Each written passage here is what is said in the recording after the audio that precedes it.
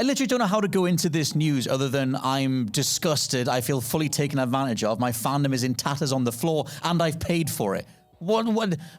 First time, huh? First time, Scott Tilford, is it? We need to talk about, and I get, well, the thing is, I want to have this conversation. I want to get this out there. I want to get the comments are flowing as to the state of the modern gaming industry in regards to over-monetizing a formerly well-received product. And what I'm talking about here is Tekken 8. And what I'm also talking about is the fact that Tekken 8 has bolted a battle pass onto its existing monetization schemes of a microtransaction store, premium currencies to get certain skins that were only available in past Tekken games, and a season pass. So there's a whole thing going on. And the worst part of this is that I gave into it. Oh, Scott. I managed to stay away from microtransactions battle passes overall. I can literally reel them off. I bought one battle pass in 2017 for Fortnite because it was a new thing, and I was curious what that was. That was the year I was actually playing Fortnite as well. So I was like, oh, I'll do that. I didn't do anything. Then it wasn't worth it, so I was like, it's not worth it. Halo returned in 2021, Halo Infinite. That was a crazy one, that, by the way. I want to support the Halo, so I got that. That wasn't worth it. The game was terrible back then. It's phenomenal now. And then I didn't get another battle pass until now. It's also not worth it. I'll get into the specifics for Tekken 8, but oh God. This is it. I don't want to be here on my high horse because I have also bought battle passes. I have bought so many Call of Duty ones over the years. Yeah. But this case with Tekken, it seems to be particularly exacerbated. Insulting. And insulting is the word that I would use as well.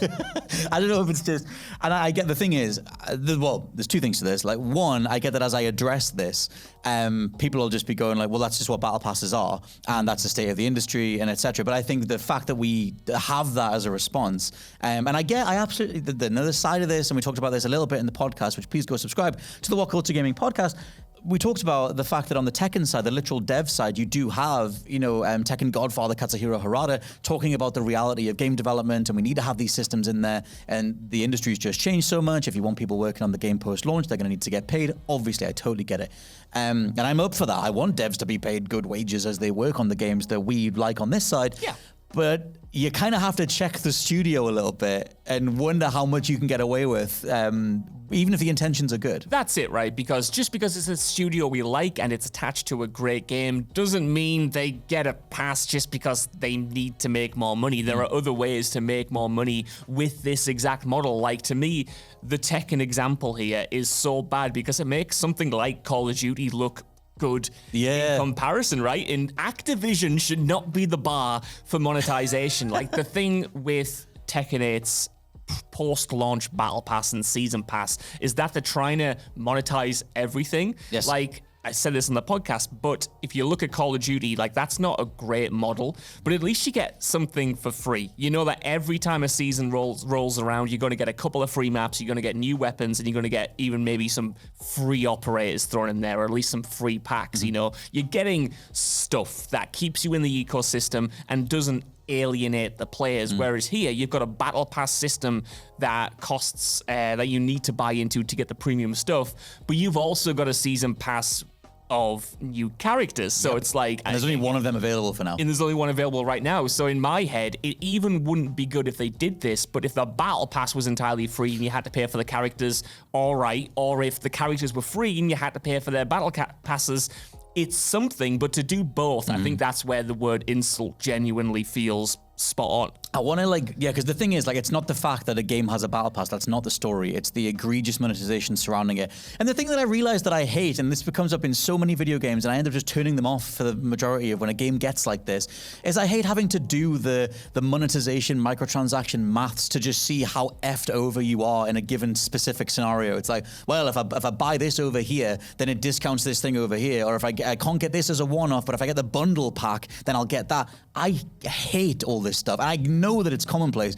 but it's definitely getting to me because I was formerly championing Tekken 8 as a Game of the Year, and I do think it's a Game of the Year contender. Yeah. But this does knock it down, and specifically because they're taking advantage of people's fandom and the fact that all the review scores were sky high. Like, none of this stuff was available at launch apart from the season pass. That was a pre-order thing you could buy into. You can buy the season pass separately. But it is £30. Like, now that Eddie Gordo is available as the first character that's added onto the roster, if you want to get him, you can't buy him as a one-off. He's part of the season pass, which is separate to the battle pass and the Tekken Tekken shop. Yeah. And so if you want to play as Eddie, you've got to pay the £30, get the season pass, then you're bought in for the next few months. And then if you're playing online a lot, which I am, like I'm playing every day anyway, it's like, well, you might as well get the battle pass, get some more rewards on the battle pass, which isn't even to say how terrible the rewards themselves are. It's like, and I get that this is another commonplace thing that I feel like isn't as sky high volatile as it should be. First time, which is, I mean, I know the whole like gun charms is a whole thing in COD, but in Tekken's case, it's like, okay, I'll fork out for the £30 for the Eddie Gordo thing. I'll then pay for the battle pass, which is £8 in the UK, it's $10 in the US. They then have another optional payment to let you jump 20 of the 60 battle pass levels to get you started on this battle pass. But the rewards themselves are terrible. I just went in after a while, after I tried to do the maths on it, where I was like, oh, I'm going to pay the money. I love Tekken so much. It's one of my favorite franchises. I want to play as Eddie, and I want to get better rewards when I'm playing online. I wasn't scrutinizing every single one. I was only seeing if you could get premium coins. Yes. Which is another thing to this. It's another thing, But I ended up just throwing money at the problem to get rid of it. And I'll get into the specifics of the premium coin stuff, but it's a mess. So just to clarify, yes. Tekken 8 is a $70 game with a $30 battle pass, a $30 season pass. $30 season pass, a $10 battle pass, and a premium store that's separate to all of those that you can just buy things outright with. I understand the developers need to make money. That ain't the way to do it in my head, especially because, like you said, even the stuff you're getting in this battle pass, is it tat? Is it filler? Is it just fluff? Like, are you paying into the battle pass to then have to grind to the very end to get something worthwhile? Being on that treadmill can sometimes be fun if you're getting constant rewards, but if you're feeling like you're only logging on to level up the battle pass a little bit to ultimately get to the final level to unlock the thing you actually want, that is, to me, a little bit sinister and a little bit pointless. That's the thing as well, is that obviously different developers, different studios have approached Battle Pass buybacks, let's call them, in different ways. Like in Call of Duty and Fortnite, as far as I know, you'll earn enough of the premium currency across a standard Battle Pass to then get the next one. That's how they kind of keep you going. But at least you're rewarded for the time that you're putting in. In Tekken's case, there's a free version of the Battle Pass that just activates anyway, but the rewards are far less. They're crap anyway, but you get even less of them if you're on the free one. On the premium one, you get premium coins every, initially it's at the level 20, you get 100 premium coins, and then every 10 levels after that, you get another 100 coins. You need 400 coins to buy one of the premium skins, which are specifically modeled after previous skins in the franchise. Like you've got Jin Kazama's tracksuit from Tekken 4, you've got Kazuya's military look from Tekken 2, things like that. They've just added Yoshimitsu's Tekken 7 look, for example. And the game does have a character customization suite as well, but it's quite bare bones. They hang a handful of additional cosmetics behind the season pass and the battle pass. But it comes back to that thing of like, how boned over am I? Because I'm like, well, I could just hang back and buy the skins. They're 400 coins each. So like, you're going to have to grind out 50 of 60 battle pass tiers to get one costume, or you can buy the skins outright. That whole thing of putting the time in and it equating the premium over time anyway, isn't really here. Like at the most, after hours of playtime, you'll afford one premium skin. And that's only if you buy the premium battle pass and not the free battle pass. Yeah, that's the thing. There's no premium currency reward in a standard amount of playtime. That to me, again, is another thing that's criminal, because it makes Fallout and Call of Duty look good because they offer those free coins on the regular non-paid battle pass. Yeah, you might not get much of them, but you're always earning something that might be able to, follow on and get you a skin later on down the line or contribute towards the next battle pass or whatever. So the fact that this kind of pretty much gives you nothing for free, like there's a free battle pass, but by the sounds of it, it's not that substantial at all. And you're really encouraged to, if you want the good skins, and I think more importantly, maybe a little bit more insidiously, the skins tied to your love of the franchise and nostalgia, like you said, some iconic costumes from previous installments. That is... It's crap. I have nothing else to say other than this is crap. Yeah, the thing is, like, there is a standard currency in Tekken that you get by doing like everything else, like by doing the arcade mode and the story mode. It's not to knock the viability of those modes. I get that on the developer side or the monetization side, they will be saying, well, look how much you're getting as the base product. That's arguable. But it's also, like I said, it's a £70 entry fee. But there's no conversion method to convert the millions of regular gold coins you have, and they are millions by the time you've done the standard content. There's no exchange rate, and it's not even a great thing. Again, it's another mathematical thing where I'm like, can we get something in here, like to make it a little bit more palatable? Like if I have 10 million regular coins, I can maybe get one premium coin, and maybe that exchange rate would be BS, but it would be something to reward playtime in general. Like they don't have a standard playtime in general reward. They only have monetizing a fan base, only monetizing devotion to the game itself.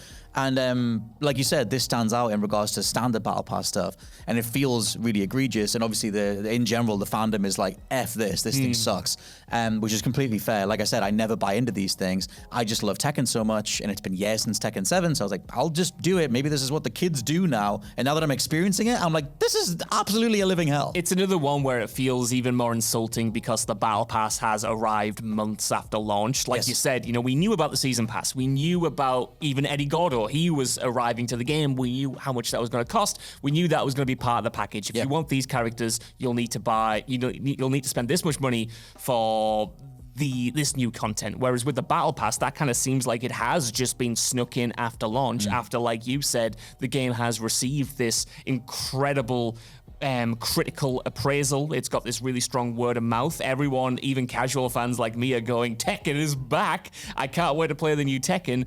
But then you kind of sneak this in almost, you drop it seemingly overnight, suddenly you're charging £10 for a Battle Pass, and that only impacts the people who have believed in your game, who are there for your game at launch, paying that premium price point and not waiting for a sale, who feel like they are engrossed in the online community or the progression of the online space, and now being told, well, we've got some free stuff for you, but long term, the characters are paid, the skins are going to be paid for. You can play it, of course, you can still play it online, but you're not going to have the same experience as everyone else. It reminds me of something like, Crashed Nitro Kart, the re-release from Activision a few years ago, where that similarly snuck in the store after the fact, and it made everyone go, well, you've done this because it means no one's mentioning the store now in the reviews because they're already published. The game was well received at launch, but the people who pay for it now are getting a different version of it with almost a different intention, because now you're being pushed towards these microtransactions, kind of like how you are in Tekken. Yeah, and it's like the way Tekken does it, everything feels bolted on. Like you've got this really slickly designed video game overall, and like a really nice looking UI, everything else. But then the Tekken shop is like this weird icon that's underneath everything else on the main menu, and then the Battle Pass stuff is just kind of thrown onto the side. It's almost like this weird like offshoot. You know that whole thing where you get console games that feel like they're doing console versions of mobile UI, where it's just there's just a million menus and options, and it just looks horrible, it looks putrid. It's closer to that than it was before. But also in regards to what you're actually getting here, the fact that you're saying maybe they just like threw it together later or whatever, which is a conversation going on in the fandom, is like people scrutinizing the skins that you're getting in the shop, the shop that launched before the Battle Pass, saying that they are previous skins. There's not that much of a graphical leap from Tekken 7 to 8, so you can sell those things back and it's less work on the dev side. Maybe that's just good business. I can potentially see that. My biggest problem, like I said, is with the conversion rate thing, or no way to reward just playing the game. You're always constantly reminded of the stuff you're missing out on. But also the Battle Pass itself, like I said before, what you're getting is like, you get a beach ball that you can stick on your character. You can just clag it on. You can get like some random top hat or a gold coat or whatever it is. Stuff that no one's ever going to want to put on. Like, especially in a franchise that is so stylish and iconic and known for these incredible looking characters.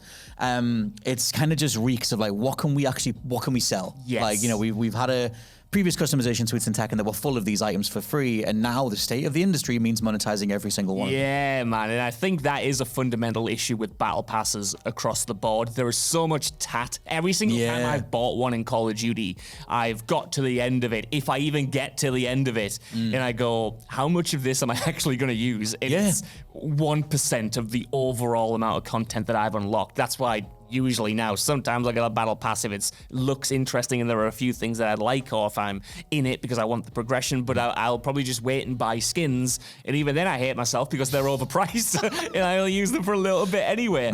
But that's kind of like an issue with a game like Tekken, where the stuff you're unlocking is not only more fluff, like you said, like a beach ball or something, but it's also kind of stuff that you would assume would be in the regular game. Again, I said this on the podcast the other day, but like Call of Duty, again, it might sell you a couple legacy skins, but most of the things in the Battle Pass are going to be like a Spawn tie-in, or you're going into the store and it's Rick Grimes in the store, or it's Nicki Minaj in the store, it's Timmy Chalamet from Doom 2 in the store. Couldn't King Kong or something in there at some point? Probably. I've seen a King Kong finisher. You've got like Michael Myers in there, you got like Ghostface from Scream. The point I'm trying to make is at least that is like, as a signifier at a glance, you can tell that's extra. You can tell that was never going to be in the main game, right? Like, that was never something you would expect out of a Call of Duty game. But again, even as a casual fan, I'd maybe expect to have Jin's Tekken 4 tracksuit unlockable in-game. Just some way to do it. Yeah, some way to do it. I'd expect to have these kind of legacy items there rather than have them be leveraged and have my sort of love for the fandom and love for the series kind of like abused and then have all this sold to me later. Yeah, that's kind of the thing overall with this, is that assumption that you'll just keep paying, that assumption that we have a fan base, we have them in the pocket, and just keep monetizing the love and get the money out. And I don't know, it feels so nakedly, brazenly on the surface with this, because they are showing costumes that have notable pull, that have notable association with past eras of Tekken, and then putting the price point on them. And before the Tekken store launched, there was an assumption that you could use your standard in-game currency to maybe do some sort of conversion rate or buy them that way. And it's just because it's not the case, and then they've doubled down on the Battle Pass stuff, it just feels bad. I do want to say as well, and there's another thing for the comments, like, and we talked about it a little bit before we were recording, that this changes the mentality of how I'm playing the game. Like, this changes the feeling I have towards the game. It changes the amount of goodwill that I had towards it. It changes the feeling of, I'm going to call it purity, that I think someone should have if they're just playing a video game. Like, if we can get all lost in the discussions on escapism and art and as a medium and the worthwhile viability of video games, etc. But if you make it a job and if you make it a grind, it's to me, it chips away or it cleaves the interaction, the relationship that I have with the video game. Yeah. And it makes it a product, and it makes you a product. And there's something about that like, I thought I'll just pay to get rid of the problem. But once I started playing again, I was like, this feels different. This feels gross now in a way that I'm aware of my exploitation. But my way of getting out of the exploitation is to interact with the product more to try and get the worth back out of it. And it breaks the whole thing. Even if you don't become aware of like, you've been exploited in this way, I think it does change your approach to the game for some people, because like you say, you've now paid for this battle pass.